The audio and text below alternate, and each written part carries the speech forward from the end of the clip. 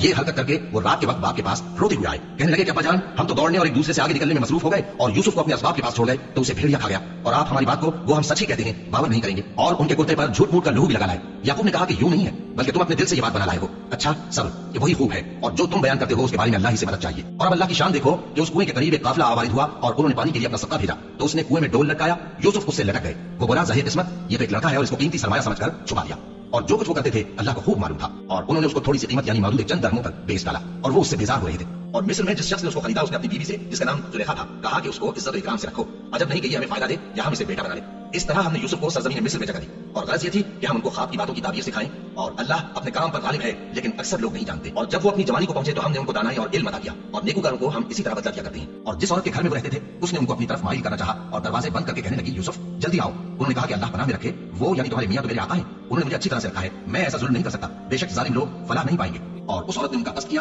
اور انہوں نے اس کا قصد کیا، اگر وہ اپنے پروردگار کی نشانی نہ دیکھتے تو جو ہوتا سو ہوتا۔ یوں اس لیے کیا گیا کہ ہم ان سے برائی اور بے حیائی کو روک دیں، بے شک وہ ہمارے چنے ہوئے بندوں میں سے تھے۔ اور دونوں دروازے کی طرف بھاگے، آگے یوسف پیچھے زلیخا، اور عورت نے ان کا کرتا پیچھے سے پکڑ کر جو کھینچا تو پھاڑ ڈالا، اور دونوں کو دروازے کے پاس عورت کا خاوند مل گیا۔ تو عورت بولی کہ جو شخص تمہاری بیوی کے ساتھ برا ارادہ کرے اس کی اس کے سوا کیا سزا ہے کہ یا تو قید کیا جائے یا اسے دکھ کا عذاب دیا جائے۔ یوسف نے کہا کسی نے مجھ کو اپنی طرف مائل کرنا چاہا تھا، اور اس کے خاندان میں سے ایک گواہ نے گواہی دی کہ اگر اس کا کرتا آگے سے پھٹا ہو تو یہ سچی اور یوسف جھوٹا ہے، اور اگر کرتا پیچھے سے پھٹا ہو تو یہ جھوٹی اور وہ سچا ہے۔